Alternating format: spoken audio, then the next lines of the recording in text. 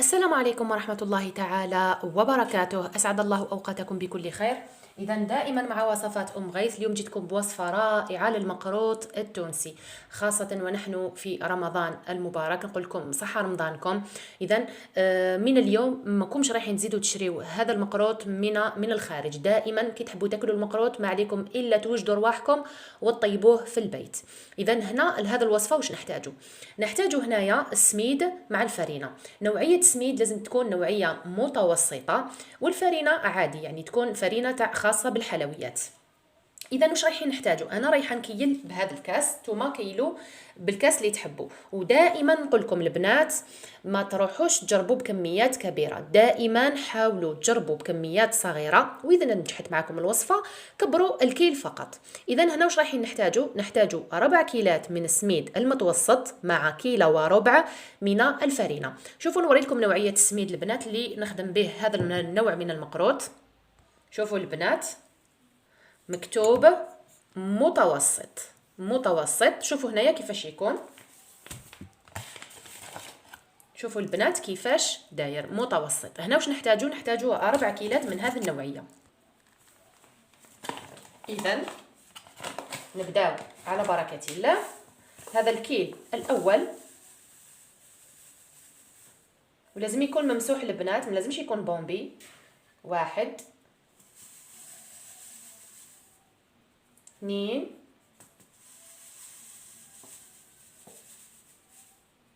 3 4. نستعمل معاه كيلو وربع من الفرينة.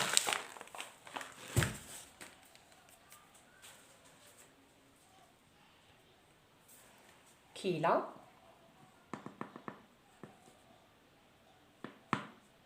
ممسوحة أيضا، وربع يعني ربع الكيل فقط من الفرينة. نخلطوا هنا المكونات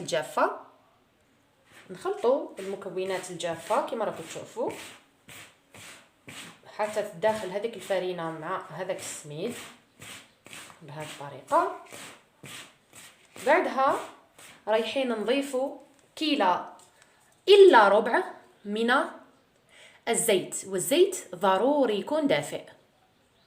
شوفوا البنات احنا نديروا كيلو إلا ربع معناتها ناقصة ربع من الزيت يكون دافئ. نعاود نقول دافئ البنات، لازم ضروري يكون دافئ باش تنجح معكم الوصفة. الآن واش ندير؟ أنا رايحة نفرغ الكاس تاعي، من بعدها عيني ميزاني. بعدها نشوف أنا إذا الخليط تلم معايا وقدرت ندير به كي شغل على شكل كويره في يدي يسمى ليدام، خلاص ما نزيدش. اما اذا كان خلطته ورفدته هكذا ورديته على شكل شغل كويره وما نجحتش معايا الكويره، فما نزيد ندير له شويه تاع الزيت قيس ما تتلم معايا العجينه فقط. الان واش نضيف لهذا الزيت الدافئ؟ نضيف له هنا ملعقه اكل من السمن. انا بما انه السمن ماهوش متوفر عندي، يعني واللي ما عندهاش سمن ايضا تقدر تدير الزبده، لكن السمن هو ضروري، يعني من الاحسن السمن، يعني الوصفه الاصليه فيها السمن. شوفوا البنات انا درت ملعقه معمره مليح من الزبده. نتوما اذا عندكم السمن ماذا بكم ديروا سمن احسن. اذا بهذه الطريقه، وتكون بدرجه حراره الغرفه ولا تكون دافيه، هي من الاحسن دافيه. الان نبدا نمزج هذه المكونات اللي درتها، نمزجها مليح بدون عجن البنات، فقط باطراف الاصابع. تعجني باطراف الاصابع فقط كي شغل راكي تلمي بهذه الطريقه.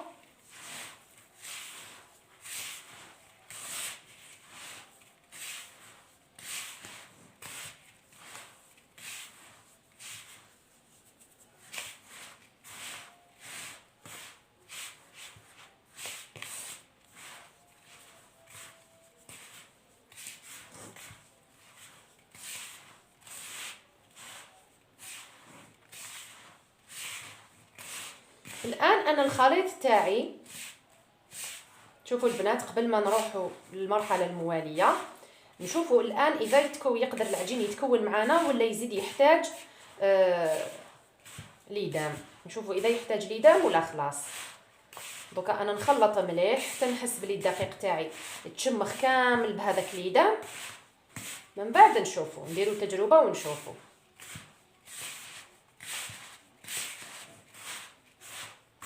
لازم المكونات هذيك تدخل مليح مع الليدام. بعدها نشوف اذا تكون معايا ولا لا. شوفوا هنا البنات راه يحتاج شويه، مازال يحتاج شويه. شوفوا هنايا ها راهي تكونت معايا. شوفوا انا البنات راهي تكونت معايا. اذا خلاص بدلت رايي، لانه من الاول ما كنتش معبزه عليها هكذا. شوفوا نعبز عليها مليح راح تكون معايا هاد العجينه. اذا شوفوا البنات انا هنايا رايحه نخليها مده 30 دقيقه بالضبط تتشرب مليح. هذاك السميد مع ديك الفرينه يتشربوا مليح هذاك الليدام اللي زدناهم. من بعد نولي معاكم. لكن هنا شوفوا البنات قبل انا اللي حضرت الغرس اللي رايحه نديرو مع هذا المقروط هذا. الغرس هذا واش درت له البنات؟ الغرس هذا درت له شويه تاع قرفه ورشيت عليه شويه تاع الزيت مع شويه تاع المزهر، عجنته مليح وتحصلت على شوفوا الخليط كيفاش راهو ما شاء الله طري بزاف. تقدروا ديروا له غرفه صغيره تاع الزبده هكذا باش يطرى معاكم بهذه الطريقه. اذا انا نخلي هذا الخليط تاعي يريح مده 30 دقيقه، بعدها نولي نكملوا المرحله المواليه. شوفوا هنا البنات بعد مرور نصف ساعه واش رايحين نديروا. شوفوا البنات نجيب هنايا كأس إلا ربع بنفس الكاس اللي كيلنا به كامل المقادير. نديروا كأس إلا ربع من الماء، نضيفوا له نصف ملعقة قهوة من الملح، ونزيدوا له ملعقة قهوة من الكركم. وشوفوا هنا البنات كاينه ملاحظة أخرى. هنايا الكيل تاع الماء البنات، هنايا الماء على حسب نوعيه السميد. هنا كاين السميد اللي يشرب وكاين نوعيه تاع السميد اللي ما تشربش. اذا هنايا نضيف الماء تاعي نعتمد على نفس المقادير اللي درتها هنا، لكن انا اذا حسيت السميد تاعي تشرب لي كامل هذاك الماء وخصو شويه نزيدوا له ربع كاس. فهمتوني البنات؟ هكذا باش نكونوا واضحين وباش ينجح معنا يعني الوصفه هذه تنجح.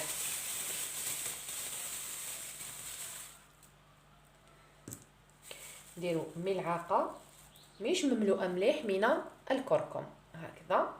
نحركوا المكونات تاعنا بهذه الطريقه. بعدها البنات شوفوا هنايا رانا من الاول واش درنا 4 كيلات سميد، 4 كيلات سميد بكيله الا ربع من كيله وربع عفوا من الفرينه. 4 كيلات سميد بكيله وربع فرينه. الان واش نزيدوا نصف كيله اللي كيلنا بها كامل المقادير نديروها نصف كيله من الفرينه ونحطوها لهنا.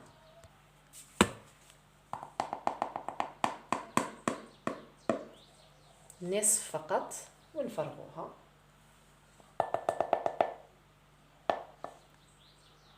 نخلطوا المكونات. هذا الفرينه اللي زدناها تتخلط لازم بهذه الطريقه، تتخلط مليح.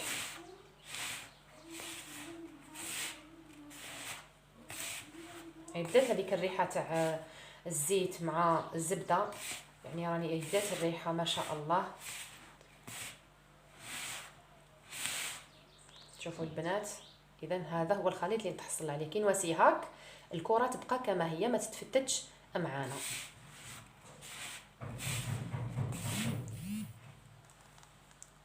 وهنا السر باش تنجح لنا الوصفه ما لازمش نعجنوا الخليط وانما فقط نلموه باطراف الاصابع. الان نبدا نفرغ بشويه، ما نفرغش ضربه واحده، ونشوف اذا كان مازال يعني الخليط تاعي يحتاج الماء ولا لا. نفرغ غير بشويه ونشوف. تلمي فقط، العجن ممنوع، ما نعجنوش نهائيا. اذا هنايا مازال نزيدوا هنا الماء. شوفوا البنات انايا نلم العجين تاعي ومن بعد نقول لكم شحال احتجت من الماء ككل، يعني ما نعجنش نلم، نفرغ الخليط تاعي في جفن اخر، هكذا احسن باش نقدر نتحكم في السميد تاعي. انا النوعيه تاع السميد هذه تشرب، اذا كما راكم تشوفوا انا كل ما نفرغ يزيد يتشرب اكثر فاكثر. انا لازم تتكون لي عجينه مع الاخير هكذا باش نقدر نكون الحربوش تاعي. ما تعجنوش البنات، نلموا فقط، نلموا العجين، وكل ما نحسوا انه العجين يحتاج ماء لازم نضيفوا له، بحيث في الاخير نتحصلوا على عجينه طريه.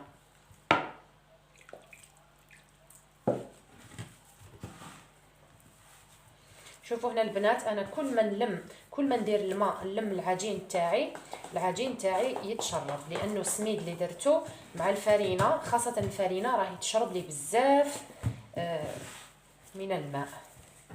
ما نعجنش، فقط نلم. شوفوا البنات، انا فرغت كامل هذاك الكاس اللي زدته، دوك نقول لكم في الاخير شحال نحتاجو من الماء. لازم نتحصل على عجين يكون طري وما يتعجنش مليح، وانما نلموه فقط كما راكم تلاحظوا، يتلم فقط، بحيث نلاحظوا الخيوط موجوده هنايا على هذا العجين، خيوط بيضاء. هذا دليل على انه العجين تاعي ما تعجنش وانما تلم فقط. هنايا نكتفي بهذا القدر. اذا هنا البنات لميتو بكاس وربع من الماء مع خليط الكركم. الكركم هنايا درت ملعقه او نصف ملعقه صغيره من تاع قهوه من الكركم، ودرت نصف ملعقه اخرى صغيره من الملح، خلطهم في الماء هذاك. بطبيعه الحال تحصلت على هذه العجينه بحيث تكون طريه. شوفوا طريه العجينه، ما راهيش، وضروري انها تتلم فقط باطراف الاصابع وما تتعجنش نهائيا. شوفوا هنا البنات، نبدا نشكل في العجين تاعي، ولازم هذا العجين نغطيه في كيس بلاستيكي البنات باش ما ينشفليش، نقسمه على 2. اذا انا نحي هذاك العجين اللي نحتاجه نخدم به الان، وواحد اخر نروح ندير ودخل هكا، نغلفه كامل، نغلف به العجين تاعي بهذه الطريقه، ونخليه هكذا باش ما ينشفليش. الان انا جبت هذه نحط فيها المقروط تاعي، رايحه ندير له شكلين. شوفوا البنات وانتم خيروا الشكل اللي يعجبكم.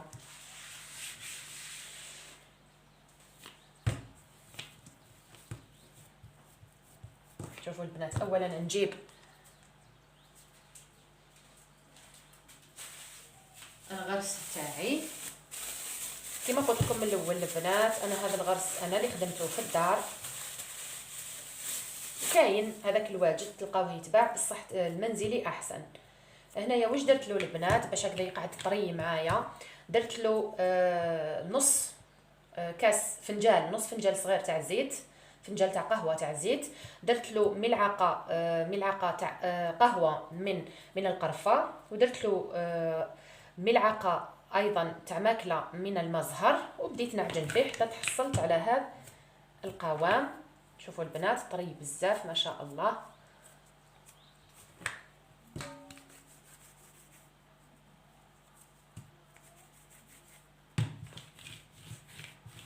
نشكل حربوش هكا تاع التمر نحطو، بعدها نجيب هذاك العجين تاعي تاع المقروط نفتحو بهذه الطريقه.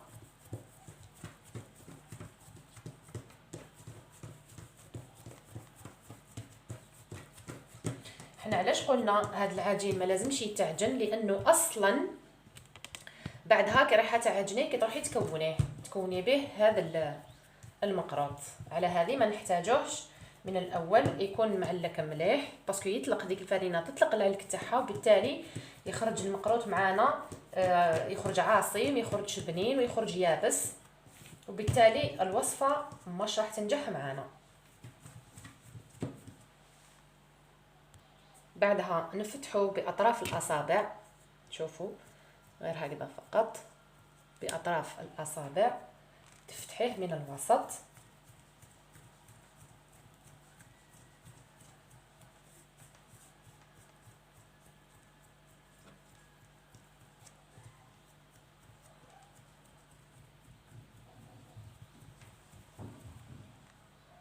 بعد ما فتحته من الوسط رايحه نحط عليه هذاك الغرس تاعي. نخدم فقط باطراف الاصابع، رايحه نعبز هكذا على الغرس تاعي، وبعدها نغلق الحربوش بكل سهوله.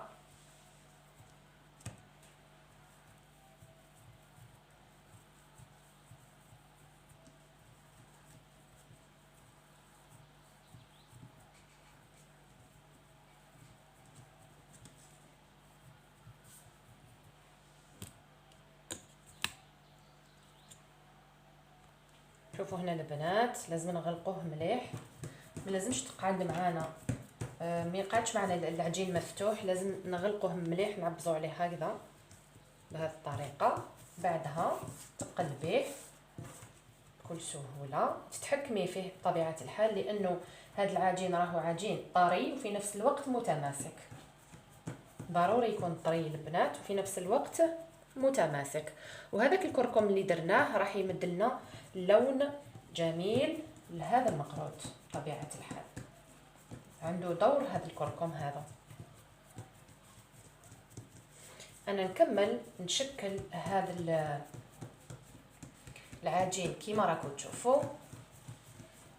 ندير به حربوش يكون شويه طويل هكذا. بطبيعه الحال لازم نراقب ثاني الغرس تاعي اذا كان يمشي ولا لا، لانه اذا كان الغرس ما يمشيش سما العجينه هذيك رايحه تكون فارغه من الداخل، وبالتالي نحطوها مع العجينه الاخرى باش نكونوا بها المقروط الاخر يعني اللي بقى لنا. انا نقسمه على 2 باش نقدر نتحكم فيه بهذه الطريقه.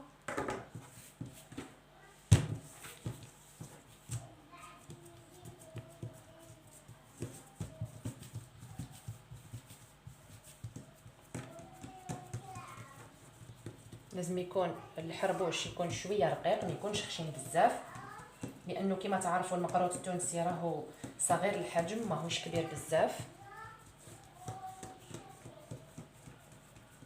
بهذه الطريقه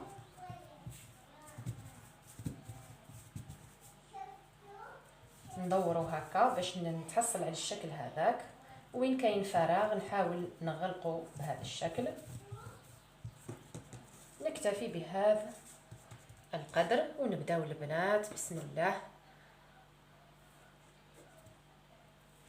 مقرطات يكونوا صغار، مش صغار بزاف وانما متوسطه، تكون الحبه متوسطه الحجم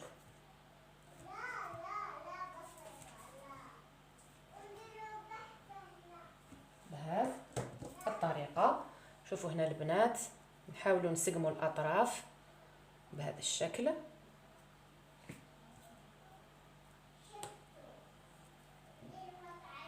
انا نكمل نسقمهم كامل ونولي معاكم نوري لكم الشكل الثاني. الان انا كملت العجينه الاولى. يا اخي قلت نقسموها على 2. هاي كيفاش درت العجينه الاولى. نروحوا عند العجينه الثانيه رايحه نديروا بها شكل اخر.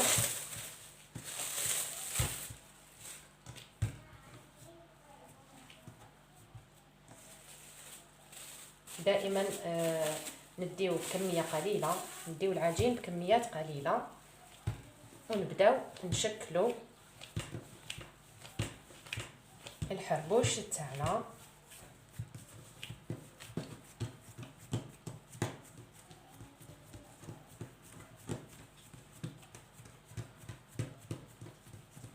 بهذا الشكل. انا نكمل نشكل الحربوش تاعي كيما درت الخطره الاولى ونولي معاكم. نروحوا هنا عند الشكل الثاني البنات. شوفوا نقطعوه على شكل دوائر بهذا الشكل. هكذا. ومن بعد نشدوا الوحده ونخبزوها بهذه الطريقه. شوفوا هنا كيفاش خرجت.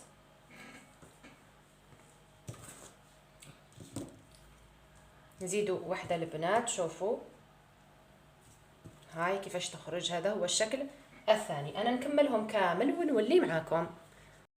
البنات حطيت زيت تسخن وعلى نار هادئه حتى سخنت مليح. بعد رميت فيها الحبيبات تاع المقروط تاعي. شوفوا هنا كيفاش راهي تتقلى معايا. هنا نخليها تتقلى على مهلها في غرضها حتى تحمار، تاخذ لي لا كولور اللي حبيتها. ومن بعد نديرها في العسيله هنايا. شوفوا هنا العسيله، شوفوا هنا العسيله البنات. هذه العسيله خففتها في المزهر، سخنتها. بعد ما سخنت معايا درت لها المزهر حتى ولات سائله، بصح واش هي ماشي تولي كلمه وانما نص نص. ها وليك البنات النتيجه النهائيه للمقروط تاعنا.